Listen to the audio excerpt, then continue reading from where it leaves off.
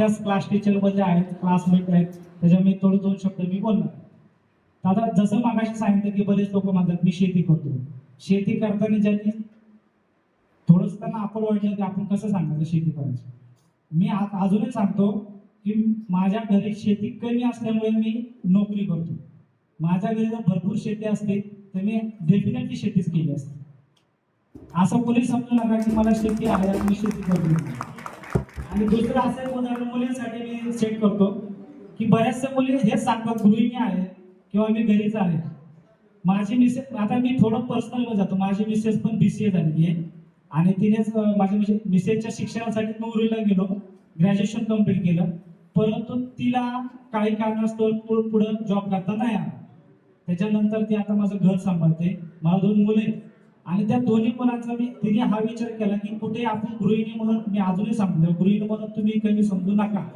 ते आज मुलांचा उत्तम पद्धतीने अभ्यास घेते आणि टॉपर मध्ये त्याचा नंबर काढतात.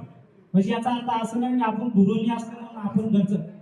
सकाळपासून आपण आपल्या मिसेसचं ऑब्झर्वेशन करा की सगळ्यात मोठा हात त्यांचा असतो. आपण मानाने सकाळचं उठतो, डबा घेतो, कंपनीमध्ये जातो, कोणी जॉबला जातो, कोणी सर्व्हिसला जातो, परंतु त्याच्या मागे जे सगळ्यांचं काम करण्याची पद्धत असते ती मिसेस सगळं सांभाळते. मुलांचं शिक्षण असेल, मुलांचे डबे असतील, तुमचे डबे असतील, नागवडनाचा संसार असेल, तुमचा संसार असेल. त्याच्यामुळे गुरुजी म्हणून तुम्ही कोणीही कमी समजू नका असं माझं पर्सनली तुम्हाला सांगणं आहे. राहिला प्रश्न आज या ठिकाणी आपल्याकडे एक जणांचा सुदैवाने म्हणजे नेमका वाढदिवस आहे. आपण त्याच्यासाठी एक केक अरेंजमेंट केलेला आहे. एक त्यांच्यासाठी असेल आणि एक आपल्या सगळ्यांना खाण्यासाठी असेल. शेवटीच आता नाही. त्याच्यानंतर अजून कोणाला मनोमत व्यक्त करायचं असेल त्यांनी पुढे येऊन स्टेजवरती बोला आणि थोडंसं 2 शब्द आम्हालाही चांगले सांगा.